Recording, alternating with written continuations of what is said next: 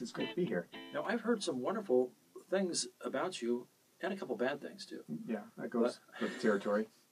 But I think I've read more of your stuff than I've talked to you, and what you write is really humorous. It's really funny. Thanks. The most recent one was the fireworks, about this great thing that we have called 4th of July in this country, but we're afraid to celebrate it. Yeah. Because people might burn Somebody themselves. might get hurt. That's right. Yeah. Now, when you were growing up, were fireworks really, they were real fireworks? Well, yeah, they were. I lived in Georgia for a few years, and in Georgia, I mean, there are no fireworks. You're not supposed to have fireworks in Georgia, but everybody just crosses the line, goes to Alabama, because over there you can buy a grenade launcher if you want.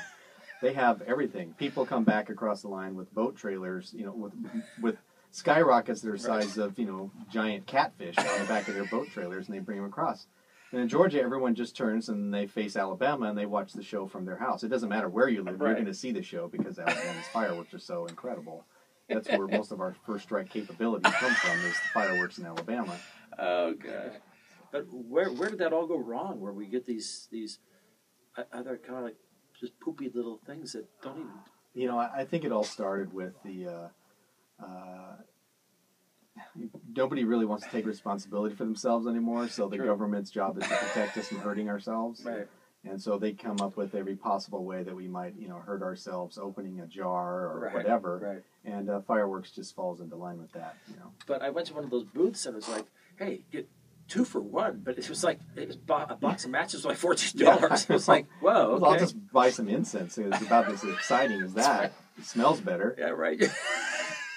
That's right. It doesn't smell like the cauldrons of hell. Like an old fart is what they smell like. Right. God, well, my kids know that I exaggerate things, but they don't believe me at all when I tell them about the fireworks we had when we were kids, where, you would have to duck because they would be flying through the air.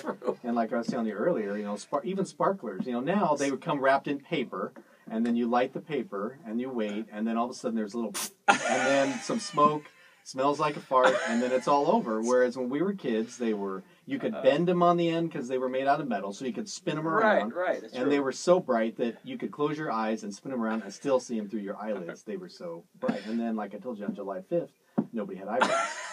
We're all burned our eyebrows off. That's true. But they grew back before school started. That's all that mattered. Yeah. And we used to get do you remember the ground flowers where you line them, they'd spin on? Those are my favorites. Those are great. We would take the plastic airplane propellers from those wind-up balsa wood airplanes, take the propeller off, tape it to the ground flower, and then light that. And then when it would spin, the propeller would make it fly through the air. Well, they have them. They built them that way. You buy those in Missouri.